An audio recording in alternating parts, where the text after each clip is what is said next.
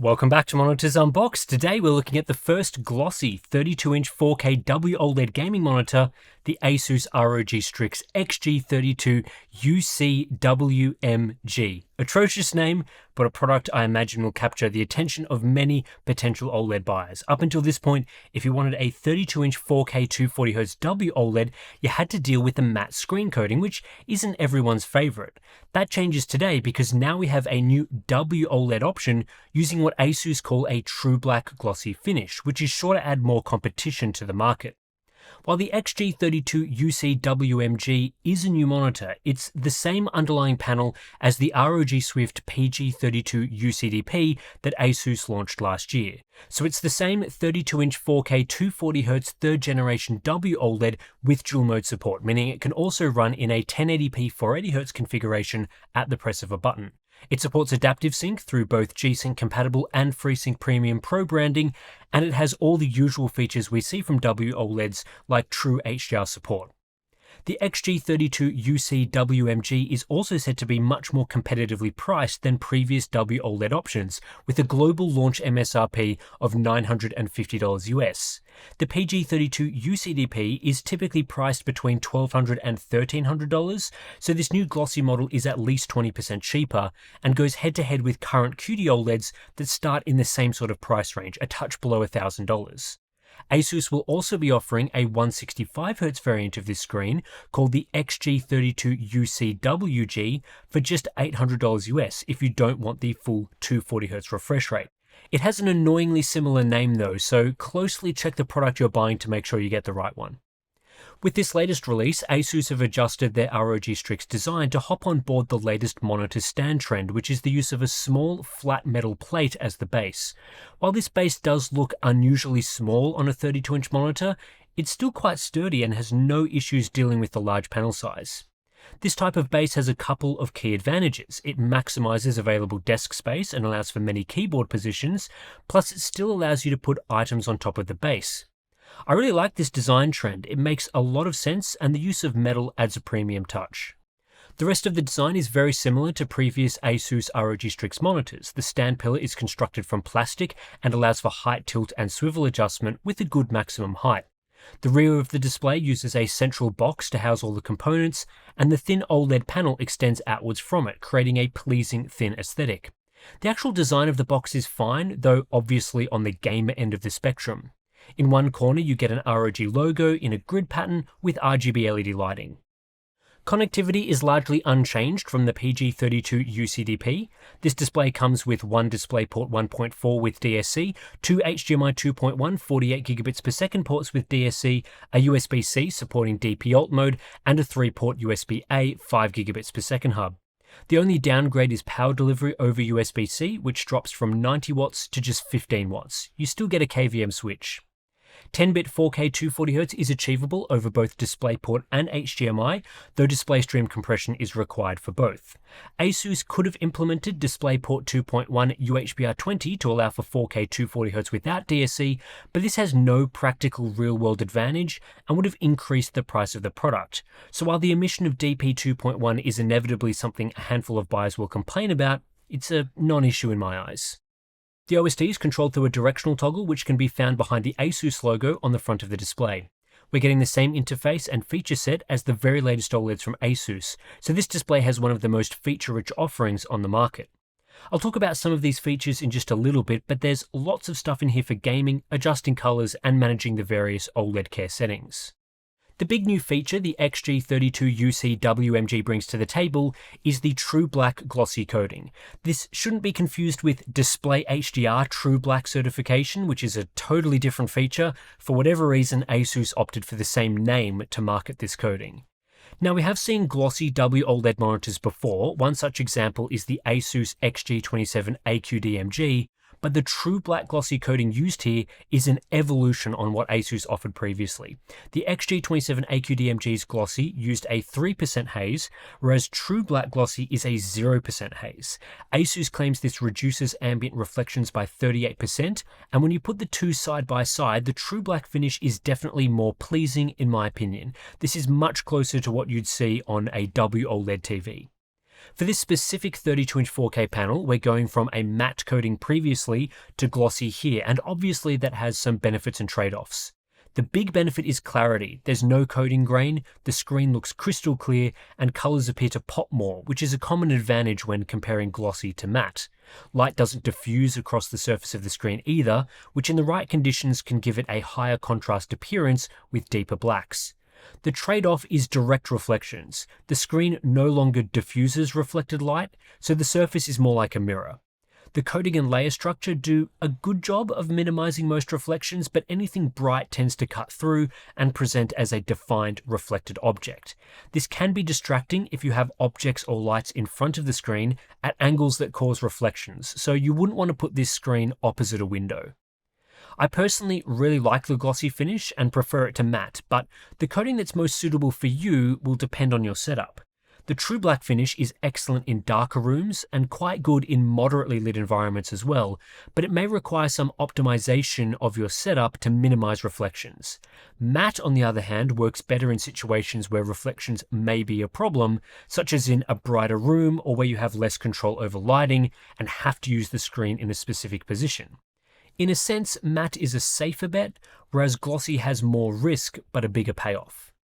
The other main comparison is to QD-OLED glossy. Again, there's strengths and weaknesses to each approach, but the biggest and most obvious difference is the way each panel handles ambient light. QD-OLED has notorious issues with ambient light reflection in brighter rooms, which causes blacks to appear grey, and this hurts the black depth advantage you get from OLED technology. On the other hand, glossy QD-OLED is the stronger of the two for handling direct reflections.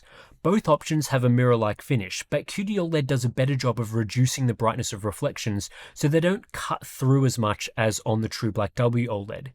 In the worst cases, you'll see defined reflections on either panels, but in a side-by-side comparison, QD-OLED reflections are nearly always less obvious. It's also worth noting that in a dark or dimly lit room, there is basically no difference between either coating. Ultimately, the question is whether glossy QD-OLED or true black glossy WOLED is better. I think most people will prefer the true black glossy finish, and I think it's more versatile and usable in a wider range of conditions. In moderately lit rooms, either with artificial or natural light, QD-OLED ambient light reflection is quite obvious, and you just don't get that on a glossy WOLED, which makes WOLED a better choice for gaming both at night and during the day. There is a greater risk of direct reflections on WOLED, but I think that's easier to mitigate and avoid than QD-OLED ambient light reflection. That's just my opinion though. Screen coatings can be quite subjective, so again, it depends on your setup and how you use your monitor. For text clarity, the UCWMG uses the same 4K WOLED panel as other models we've tested, and so uses the same RGWB subpixel layout at 140 ppi. Text clarity on this panel is great in my opinion, and with the move to a glossy finish, it's even sharper than previous models.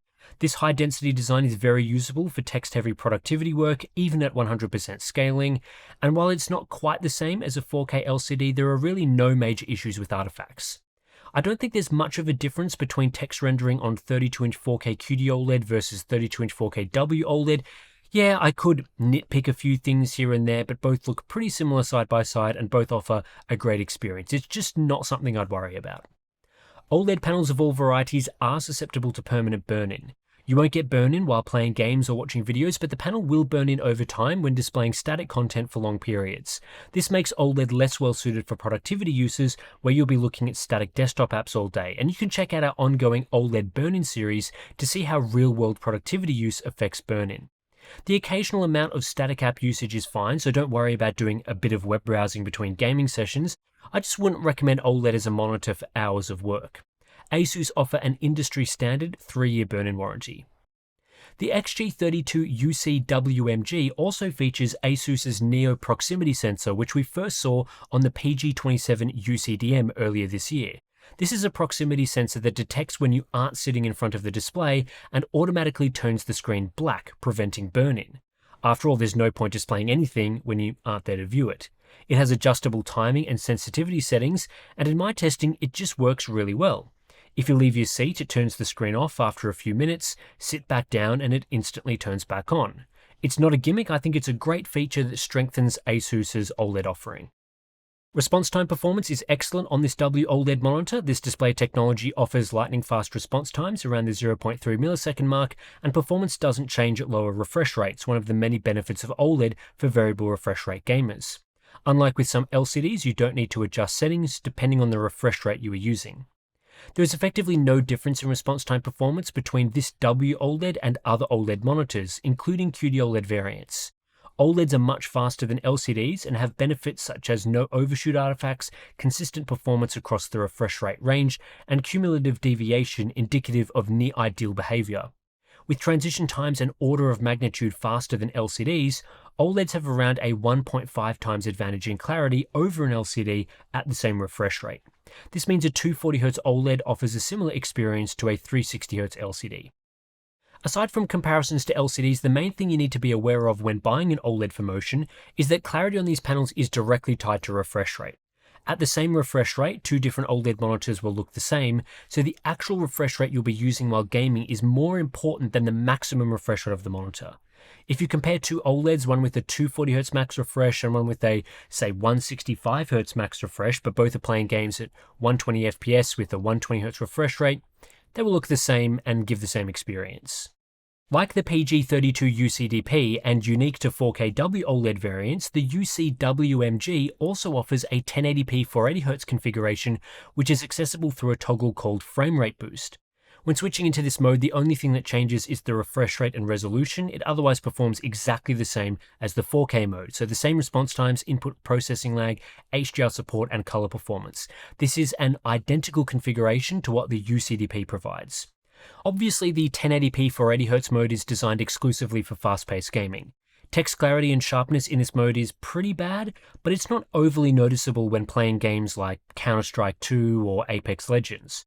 Provided you have a fast PC, you're more likely to benefit from the higher refresh rate, better motion clarity, and lower overall input lag than a higher resolution in those types of games. When dual mode is enabled, the UCWMG does not use integer scaling, though various screen size emulations are available.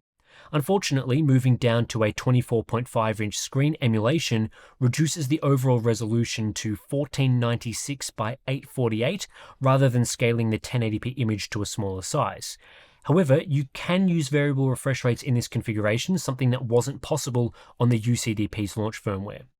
What's of most interest with this mode is motion clarity. At 480Hz, this is a very clear monitor and clearly superior to running in the 240Hz mode when comparing both at their maximum refresh rate. Of course, you'll have to be playing games at 480 FPS to benefit from this clarity. The 480Hz mode is pointless while gaming below 240 FPS, but there are plenty of games where this performance is possible on a high-end system. I think the majority of gamers using this panel will stick to the 4K 240Hz mode most of the time, but if you need the extra clarity, the 480Hz mode is a great choice, and this expands the versatility of the monitor. WOLED with dual mode is a fantastic choice if you play a broad range of games that includes single-player and multiplayer titles.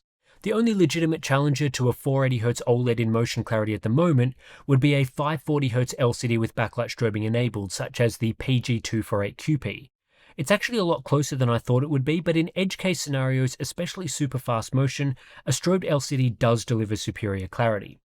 With that said, backlight strobing on something like the PG248QP is highly restrictive. You have to sacrifice variable refresh, HDR, you have to run your game at a locked frame rate that matches the refresh rate for it to work properly, and typically we only see this performance from TN LCDs which have other issues like viewing angles. The UCWMG gives you great motion clarity in a much broader range of conditions, so this 1080p 480Hz mode is a big winner in my opinion.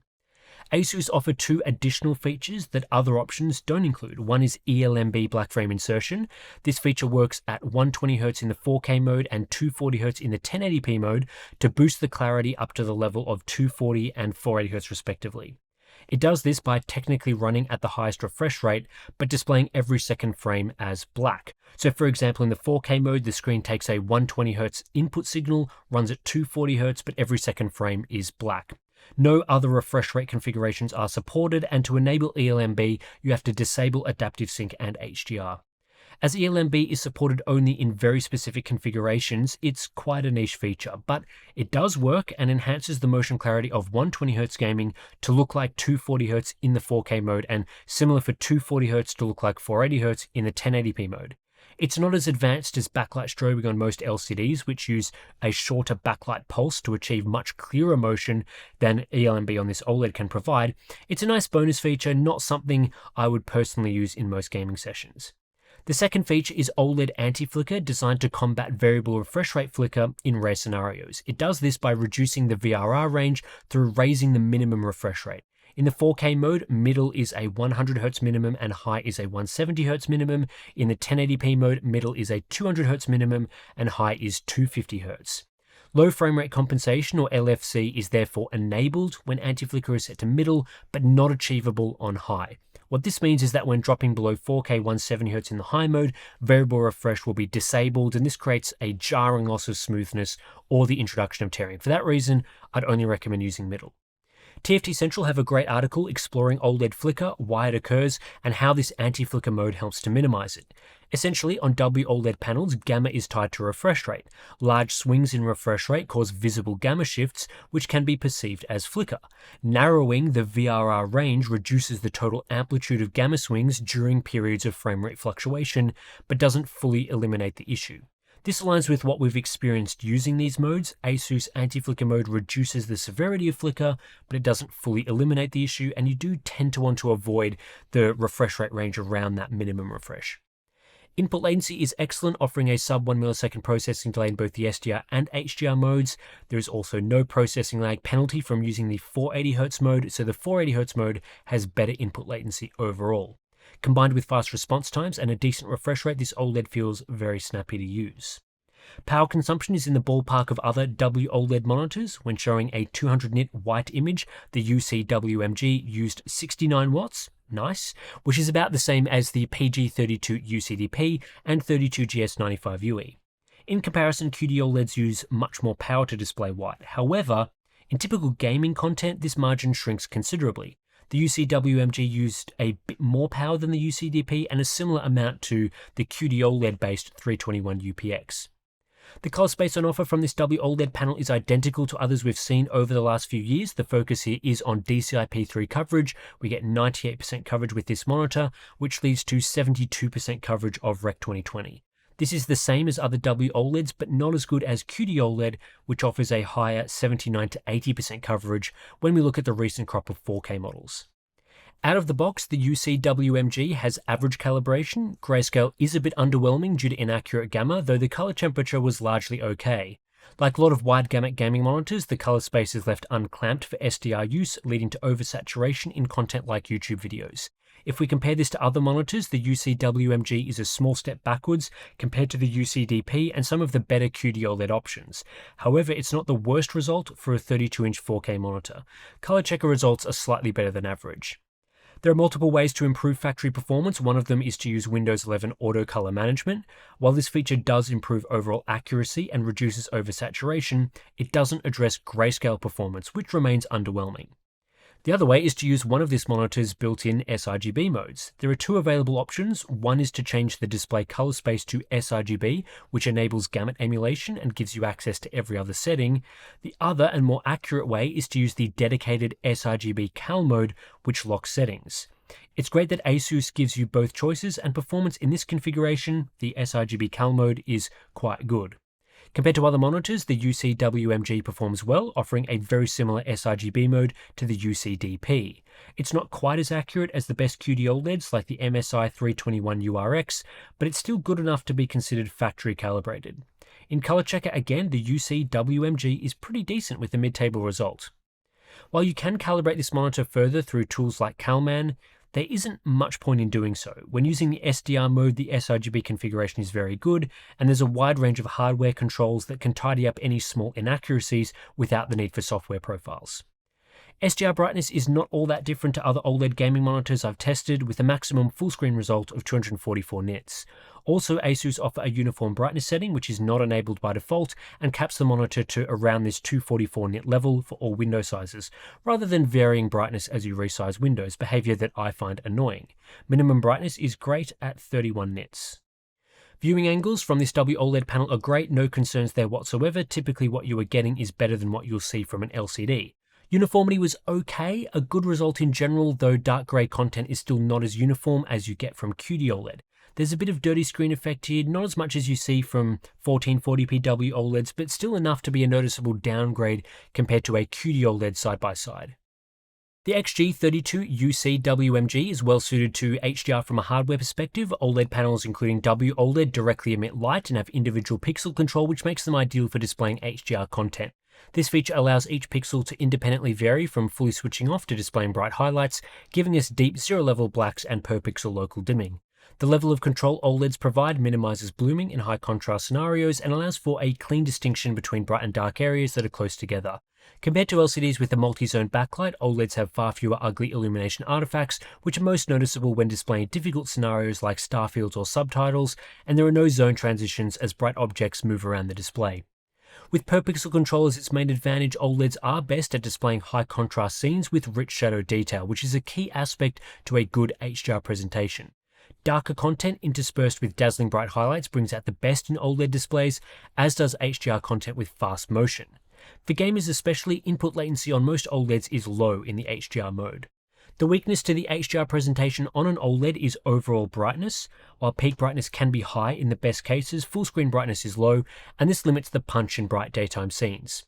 LCDs may not have per-pixel control, but zoned backlights can simply get significantly brighter in bright scenes. Depending on what you want out of an HDR monitor, your preference could swing more towards LCDs or more towards OLEDs, but typically speaking, OLEDs are a great choice that deliver a fantastic HDR presentation. The XG32UCWMG offers a near identical HDR experience to the PG32UCDP. There are no major changes to the modes offered and how these modes are calibrated.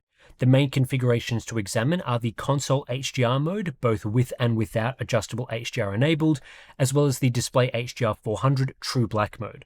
I'll quickly get the True Black mode out of the way because I don't think many people will use this. It hard caps brightness to 400 nits, which is far too low, but it offers the best accuracy. The console HDR mode without adjustable HDR enabled raises peak brightness to around 720 to 780 nits. However, this mode has elevated brightness in the upper part of the EOTF curve. This means that while shadow detail and midtones are generally accurate, highlights are too bright. For example, something that's supposed to be 300 nits is more likely to be displayed at over 600 nits. This isn't a full over-brightening of the image like we see from some QD-OLED configurations, but nevertheless it's a frustrating issue with this mode. Staying in the console HDR mode, but now enabling the adjustable HDR setting and raising the brightness setting to 100 unlocks a different configuration. Now peak brightness reaches as much as 1100 nits for a 2% window size, but the elevated brightness issue gets worse. This mode is even brighter for bright elements above what is accurate. None of these configurations feature panel dimming, which is an issue on QD-OLED panels, and performance in brighter scenes is generally very strong. These options leave me with mixed feelings. I believe the UCWMG could be better calibrated with less over-brightening and a more balanced approach, and certainly Asus could have fixed some of the issues I brought up with the UCDP, but they chose not to. If it was better calibrated, it would really put QD-OLED options to the sword, which in their brightest modes struggle with panel dimming in brighter scenes. This monitor can clearly hit a high peak brightness, it doesn't dim aggressively, and it can do so while maintaining great shadow accuracy, but for some reason it does so with highlights that are brighter than they should be. On the other hand, the UCWMG does deliver decent performance in some areas. Its brightest mode delivers good highlight brightness in dark scenes and good overall brightness in bright scenes. Similar QD-OLED configurations come with one of two issues, either panel dimming in bright scenes or full over-brightening in dark scenes. The UCWMG is closer to the latter experience, but it doesn't always brighten the image, so it ultimately delivers a better HDR presentation. It also doesn't adjust the image dynamically like MSI's EOTF boost option, which can be distracting. In synthetic brightness tests, I found the UCWMG offered similar performance to other WOLEDs, though not quite as bright as the UCDP model for whatever reason. At a 10% window size, WOLEDs are much brighter than QD-OLEDs, but peak brightness at a 2% window is similar, with WOLEDs only about 10% ahead. Real scene brightness results are quite interesting. The UCWMG in either of the main configurations isn't quite as bright as the UCDP. There was a 30 nit or about a 6% difference on average, which isn't too noticeable. General characteristics are the same though, just in each individual test the UCDP was a bit brighter. At the same time though, the UCDP had more over-brightening as seen through a higher panel dimming test result and worse low APL accuracy. This suggests the brightness difference is simply because the UCDP over-brightens highlights more. Now we do have an example of a WOLED panel offering better performance without this sort of over-brightening issue, and that comes through the Asus XG32UCWMG. Not only is this screen brighter overall than the UCWMG, it has better accuracy. Hopefully at some point we see Asus nail down WOLED calibration in the HDR modes. Compared to QD-OLED, there are obvious advantages like lack of panel dimming and better results in high APL content. But QD-OLEDs tend to deliver higher real-world highlight brightness and in some configurations have better dark scene accuracy. When looking at average results, there isn't a huge difference, so it comes down to the sorts of behavior you'd prefer, and there is no clear winner in my opinion. When looking at HDR calibration, we see pretty good results for the most part, and we get a bounce of performance across every area without major standouts. One of the weaknesses to WOLED panels though is color volume. QD-OLEDs produce a wider range of colors with higher color brightness. So in this metric, we get about 30% better color volume from QD-OLED in the best cases. In the Essentials checklist, Asus do a decent job of advertising this monitor. There's a couple of oddities like no mention of maximum full screen SDR brightness in the spec sheet, and the HDR peak brightness figure is really only sort of achievable in synthetic 1% window tests. Asus also lists the display as being flicker-free. Now, while it may pass some flicker-free certifications, it's not technically flicker-free as WOLED can have a short pulse at each refresh, and this causes eye strain for a very small minority of users. The name Asus have used is also terrible. It's unnecessarily long and extremely difficult to remember, mostly because Asus have a ton of monitors with very similar names. If you accidentally confuse this with the XG32UCWMG, so no M in the name, you get a lower refresh rate. Not to mention that in recent months I've tested products that end with UCWMG, UCDMG, ACDNG, and more. It's a mess. In the feature support matrix, Asus score quite well. A couple of the highlights are low input lag in the 60Hz mode, black frame insertion support, unlock settings in the sRGB mode, and 480Hz support at a lower 1080p resolution. Some of the notable omissions include enough USB-C power delivery to charge a laptop, Dolby Vision support, built-in speakers, and a high color volume.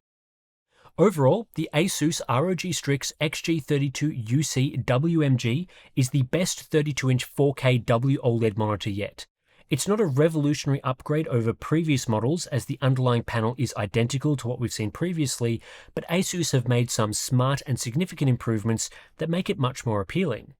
The big upgrade is the new True Black glossy coating, replacing the matte finish used on Asus's previous 4K WOLED, the PG32UCDP. This is the first time we've seen a glossy coating used on this WOLED panel type, and the new True Black implementation is great. It doesn't have the ambient light reflection issues of competing QD-OLED panels, it preserves great black depth, and with zero coating grain, it looks super clear and vibrant. The only drawback is the possibility of more noticeable direct reflections than both QD-OLEDs and matte WOLEDs, but I think most gamers will love this new coating as it looks quite similar to WOLED TVs.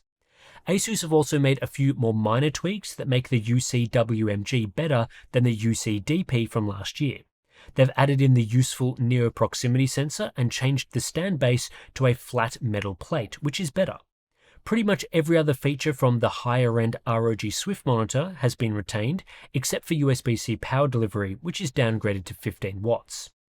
Outside of this, the UCWMG is pretty much the same as the UCDP. It still offers excellent motion performance, including dual mode support with a 1080p 480Hz mode. It has per pixel control and deep zero-level blacks, delivering fantastic true HDR. Brightness is pretty much the same as the UCDP, slightly lower in some circumstances, but not by enough to be overly noticeable. Factory calibration and the way the monitor is tuned is very similar in both the SDR and HDR modes, for better and sometimes worse.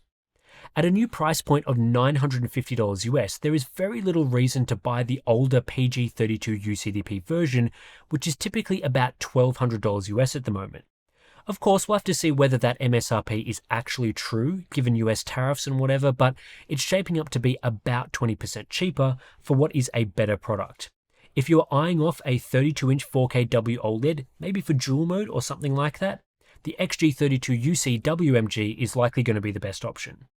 What's more difficult to ascertain is whether the UCWMG is better than the many 32-inch 4K QD OLEDs on the market. This is a much closer battle now than it has ever been because Asus have made a deliberate attempt at closing the features and pricing gap. This WOLED panel is now glossy, and in many situations it's a better glossy, and on top of that it's only about $50 more than the cheapest flat QD OLEDs like the Gigabyte FO32U2 at $900 and the MSI 321 UPX at $920. In this sort of price range, that difference is pretty much negligible. What matters more is what option is better. And I think it's this glossy WOLED. There are some real strengths to this product, and it goes beyond the better coding. You get dual mode support, which QD OLEDs don't offer at all, and it's a great feature for multiplayer gaming. You get a more consistent HDR brightness experience without having to worry about panel dimming. And specific to this Asus model, you get some really solid extras like the Neo proximity sensor, unlocked color controls, anti-flicker mode, and ELMB. The strengths going QD OLED instead are things like a larger color volume, better direct reflection handling, and better dark gray uniformity. Sometimes a specific HDR mode will deliver a better image, but that's not always the case. I've typically recommended QD OLEDs in the past because they've been cheaper and you guys have preferred the glossy finish. Now I think 4K WOLED is in its best ever position, and I'm perfectly happy to recommend the XG32UCWMG instead. So anyway, that's it for this quite long review. As with a lot of Asus monitors, there's a lot of features to cover, but thanks for making it to the end of this one. If you do appreciate the testing that we do here at Monitors Unboxed, the best way to support the channel is to sign up to our Patreon page. Links to that is in the description. If you do, you'll get access to some pretty cool benefits. We've got our Discord chat, great place to talk about monitors, get recommendations. We have the OSD settings that we use in all of these reviews. We've also got ICC profiles and that sort of thing. We've got monthly live streams and plenty of other good stuff. We also have links in the description below to check current pricing and also to purchase these monitors. If you do end up buying one of these monitors because of one of our reviews, we do appreciate people that use the links. So thanks for that. And anyway, that's going to do it for this one. Thanks for watching, and I'll catch you in the next one.